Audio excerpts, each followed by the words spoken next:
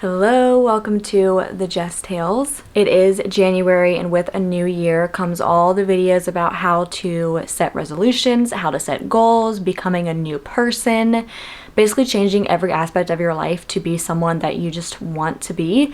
And I really want to caution against that because it is so easy, especially for me, to see these videos and be super inspired to change my entire routine and start fresh and be the person I always wanted to be. But it is guaranteed pretty much to fail when you just jump off the deep end into changing so many things at once. And I really want you to ask yourself, what is so wrong with the person that you are now? If there's things that you want to change about your daily routine and about your life, I think that is great. And I think that we should always be working on bettering ourselves as human beings, being kinder, being more loving to ourselves and other people, becoming a better version of ourselves every year, growing every year. I think that's all positive, but I think we can all get carried away with a new year and resolutions. And this is where I always remind myself that time and the idea of a new year is an entirely made up human construct. I am the exact same person on January 1st that I am December 31st. And it's just a mental thing. It's just like people saying, I'm gonna wait till Monday to start something. Every single hour is a new beginning. Technically, every single minute is a new beginning. And that is so empowering. It's also very scary. And it also forces you to go ahead and put into action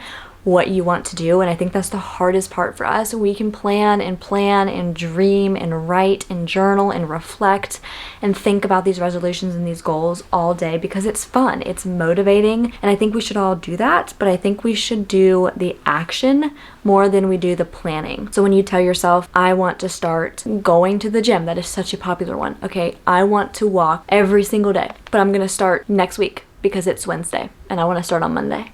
Why don't you just say, I'm going to start tomorrow? Or heck, I'm going to start right now and this will be day one. And that will really show you what goals you're really wanting to keep and which ones you're probably not going to stick to. I totally understand wanting to wait until there is a fresh start, but just remember that you have the power to do it now. Action is the only thing that is going to make a change. Action and consistency. Those are the only things that are going to guarantee change in your life. That's where my problem is. My problem is staying consistent with those small daily habits. It's the same phrase as eating an elephant. I recently heard someone say, how do you eat an elephant? Just one bite at a time, which is kind of morbid. I don't really like that analogy, but how do you do anything big? It's just one small step every single day that gets you to where you want to be. I've already made a 2024 January reset type video where I talked about my personal goals and my resolutions and also gave you really good advice. I think it's really good advice on how to achieve your goals and resolutions. I will link that up here and in the description box below. I do monthly resets every single month, and that is a great way to stick with your goals, is to follow along with my monthly resets or just make your own monthly resets.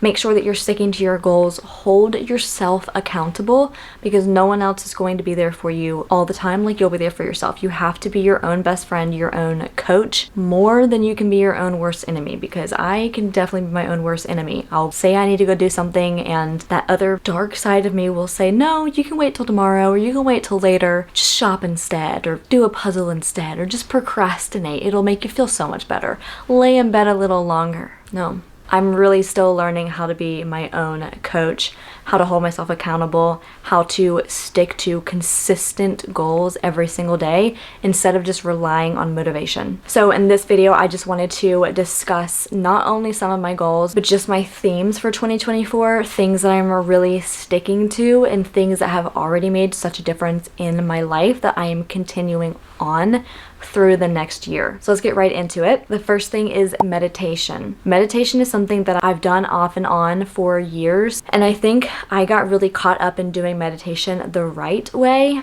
And that's where I got really hung up. And what I have learned through trying many different meditation apps, many different meditation practices, reading different books on meditation, what I've learned is that there is no right way to do it. There may be a way that's more effective for you to reach that meditative state, but I am now addicted to it, and I only strive for 10 minutes a day. And I would love to be the person to meditate for 30 minutes a day one day.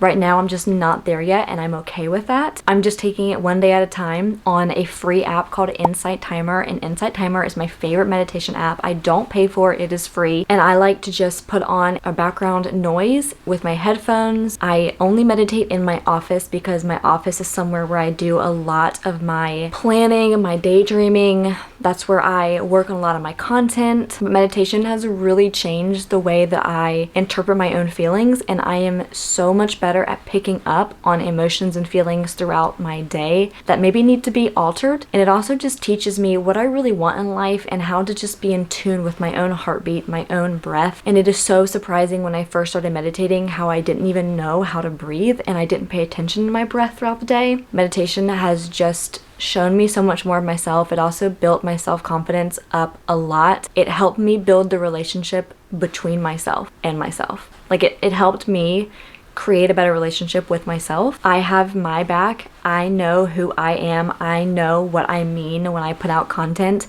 It can be so easy for me to get overwhelmed with people if they're being judgmental or if they're being rude online.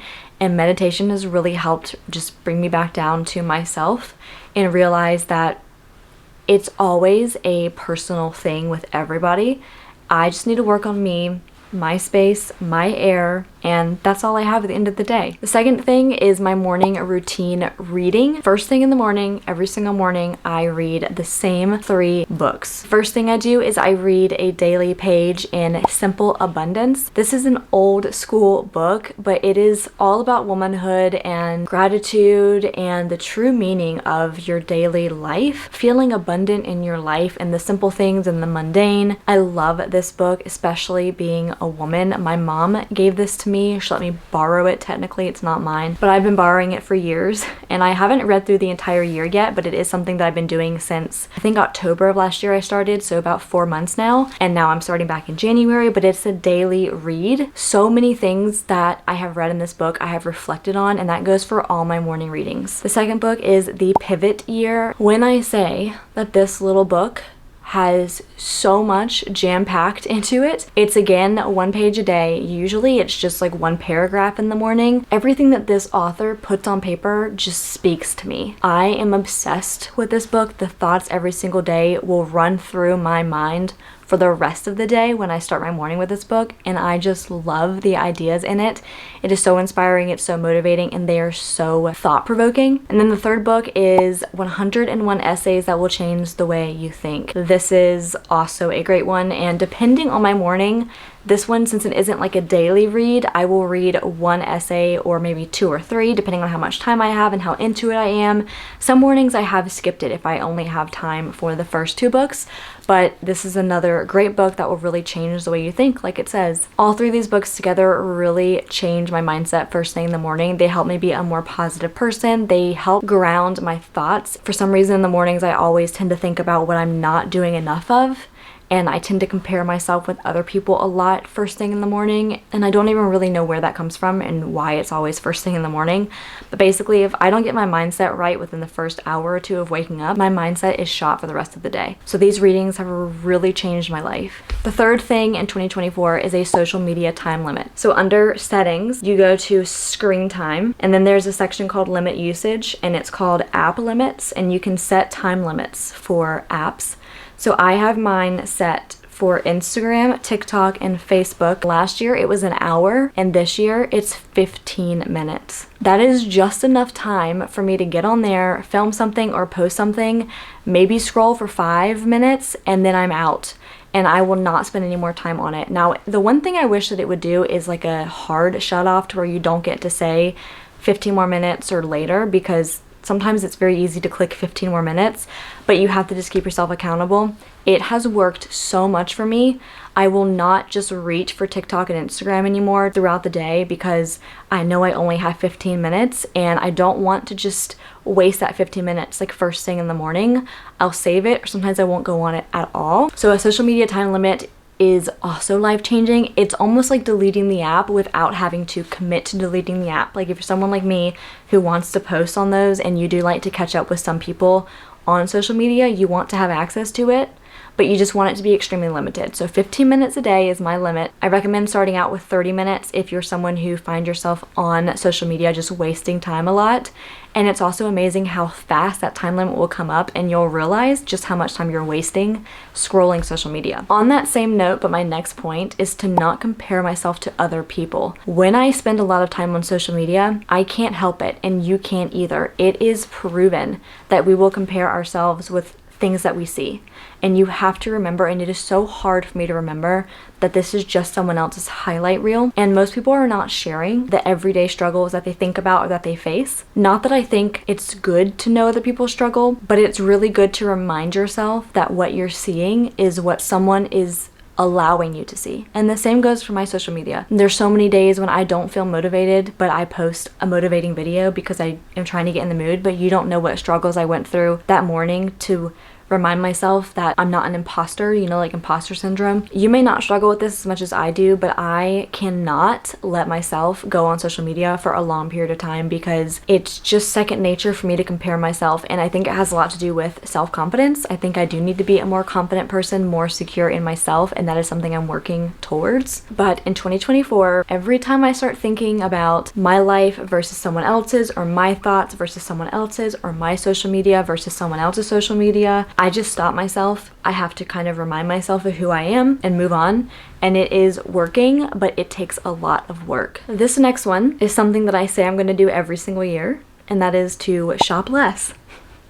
I will say 2023 was probably my best year yet, and I let myself buy a few things at the end of the year because I was so good for the majority of the year. It is so easy to impulse shop.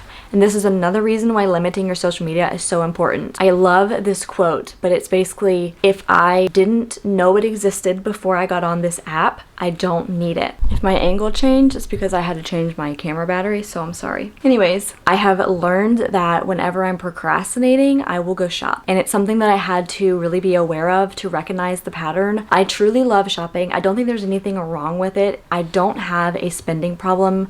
I've never gone like into debt for shopping, but it is still so easy to overspend. There have been times when I have had to go sit in my closet and look at what I have and remind myself that I don't need that jacket or that dress or those pair of pants. I don't need it. That's just as simple as that. Something that has really helped me with spending less is I have a note in my phone and I write down things I want, pull the link, and I paste it into my notes app. And I will write down what it is and the price. And I make myself wait for 2 days at least 48 hours before I can decide to purchase that item. Most of the time in 48 hours, I've talked myself out of it, I forgot about it, or I found something else that I want instead, which has also been added to that note. And this has helped so much. And then the best part of this is keep track of this every single month. Add it to your monthly reset. Keep track of how much you didn't buy off of that note and look at that number that you saved. And if you want to take it a step further, if you have the extra income, this is a really good idea. When you take that number of how much you saved, put it in your savings account or invest it, put it in a brokerage account. So instead of shopping, you're still spending that money, but you're just saving it and making the money grow. And it's just another way to reward yourself for not buying the clothes. And it really teaches you that you have a choice with your money.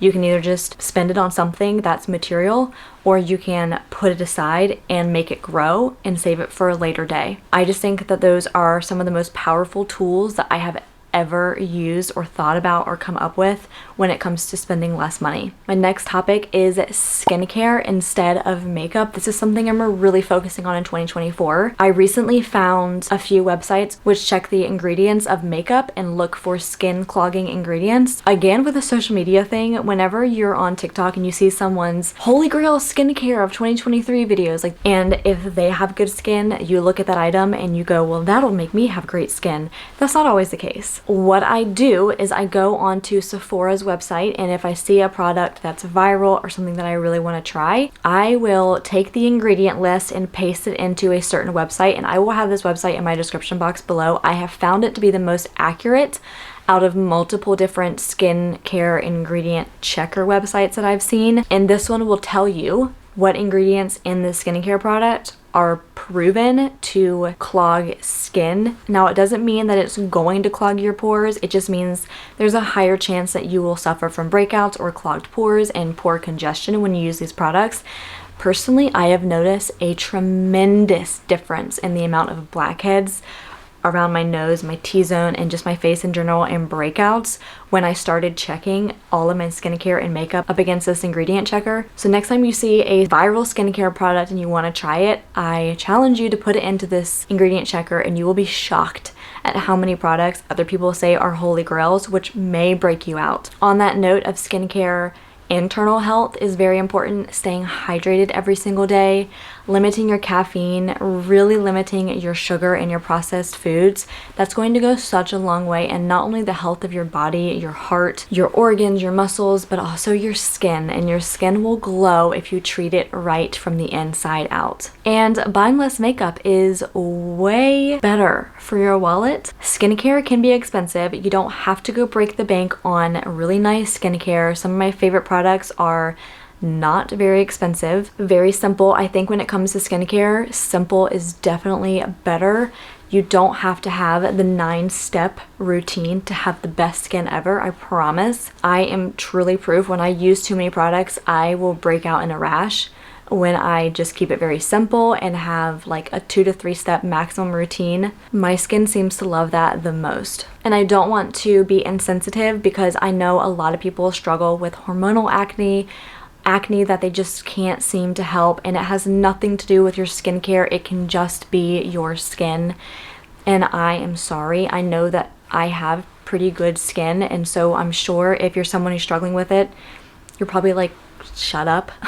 I've had acne and I wouldn't even consider it bad, and I know I don't like to go out in public when I have breakouts. For some reason I feel so self-conscious about it. I know that we all probably do, especially as women. I just don't want to be insensitive on that topic, but even if that is you and you still want to wear makeup, there's no shame in that. I'm just saying the next time you want to spend a lot of money on a certain makeup product, do it because you know it's going to work for you and your skin, and also think about your skincare as well, instead of just looking towards all this makeup and not addressing the root cause. That's all I really mean by that. This next topic, it is a goal that I have for 2024, and this is something I've been doing since the middle of November 2023, and I am so proud of myself for sticking to it, but it is to run 1 mile every single day.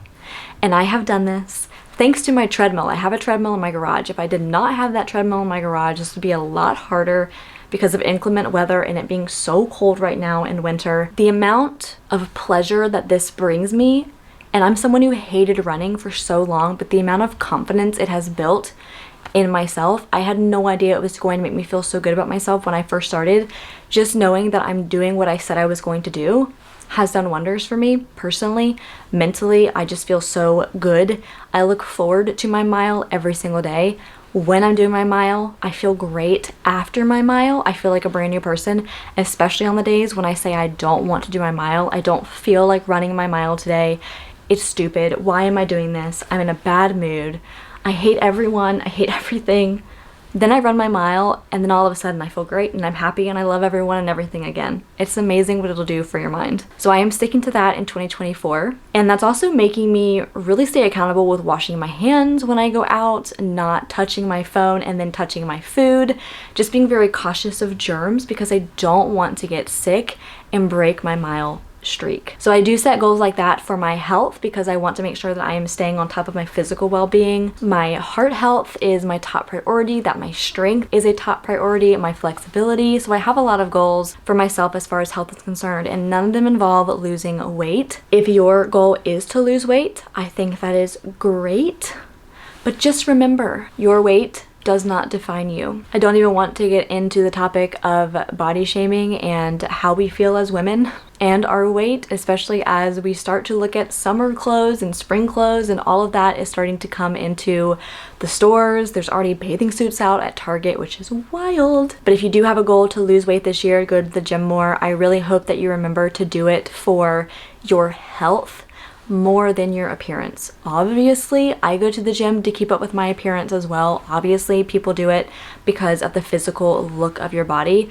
But the more you go, I think it is so true that the more you realize just how good it is for your health and your longevity to stay active and to do strength training. Kind of goes hand in hand. So just focusing on your health is a great goal to have. The last thing I want to talk about is basically how I keep up with these goals. And I use an app, and it used to be free and it's not anymore, but they're right now doing a sale. This is not sponsored at all, but they're right now doing a sale and it's like $4 for a premium lifetime membership. But an app like this has helped so much, and this is called the Habit Tracker app. Pretty sure it's just called Habit.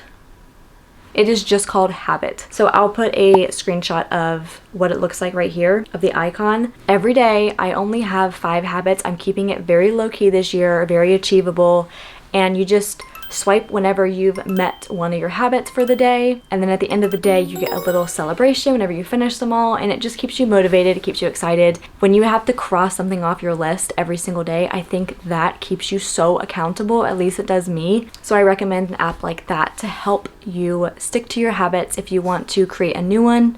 And just remember, it is never too late to start a new habit. If you're seeing this in February, March, doesn't matter when you're seeing it, it is never too late to start a new habit. It is never too late to change your mindset, to start a new goal, to create a new resolution. It doesn't have to be Monday, and it does not have to be a brand new year. So that is all I'm going to run my mouth today. I really hope that this video gave you good inspiration, made you feel motivated, but most of all, I really hope it made you feel really good and inspired about what you can do, how you can improve your life in little ways.